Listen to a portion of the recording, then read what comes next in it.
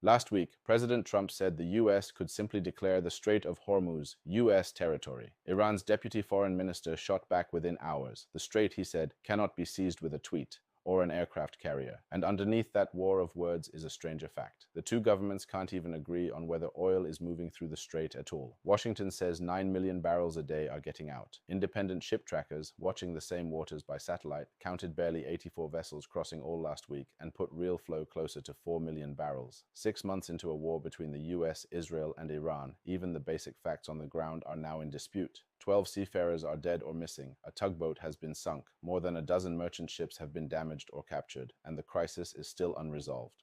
The Strait of Hormuz sits between Iran and Oman, close to the UAE. Before the conflict, it carried roughly one-fifth of the world's oil and gas. Today, US officials say only around 9 million barrels a day are still moving through it, a steep drop from normal flow, even as tankers keep trying to run the route, some turning off their tracking signals to stay unseen. The conflict began with US and Israeli strikes on Iranian targets, which resulted in the death of Supreme Leader Ali Khamenei.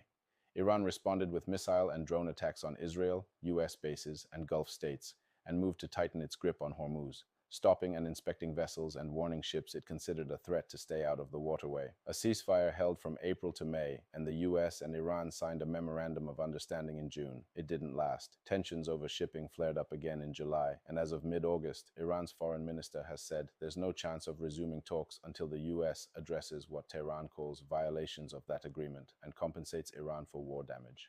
On April 13th, the US imposed a naval blockade on Iranian ports. CENTCOM reports 85 vessels intercepted and 3 seized. Lloyd's List counts 26 that have slipped through. Iran has seized 2 cargo ships of its own in retaliation. US officials estimate the blockade is costing Iran roughly $500 million a day and say they're prepared to maintain it indefinitely while tightening economic pressure rather than launching further strikes. A shift President Trump signaled in early August, even as he now floats claiming the strait outright. Iran, meanwhile, has its own countermove in motion. Its parliament is reviewing legislation to ban US and Israeli-linked vessels from the strait outright and charge a toll on everyone else until it's compensated. Brent crude is trading near $87 a barrel, and the broader crude benchmark near $81 to $83, both up roughly a third from a year ago. The IEA and OPEC have each cut their demand forecasts, citing the drag of prolonged conflict and elevated prices on consumption. Markets are pricing in ongoing risk, not waiting for the next incident. Daily crossings through Hormuz have fallen to roughly 9 to 12 vessels a day in August, far below pre-war averages and far below the traffic the 9 million barrel figure would imply.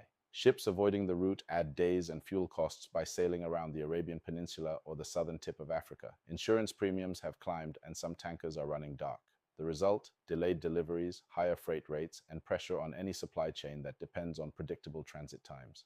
African economies remain especially exposed to external energy and shipping shocks.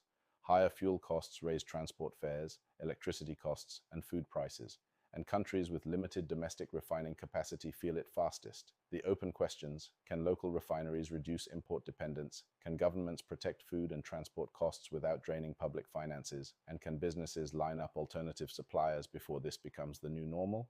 3 paths remain open. A negotiated deal that restores predictable passage, though supply chains wouldn't normalize overnight. A prolonged standoff of selective restrictions, intercepted ships, and persistent volatility, the current trajectory. Or further escalation, including the kind of unilateral claim Trump floated this week, which would deepen the energy and shipping shock well beyond where it sits today. This is episode 1 of the Choke Point Crisis. Follow this page and turn on notifications. Episode 2 traces the shock from Hormuz to fuel prices, food markets, and African economies. Comment Hormuz if you want the next episode and share this with someone who still thinks this is just a regional story.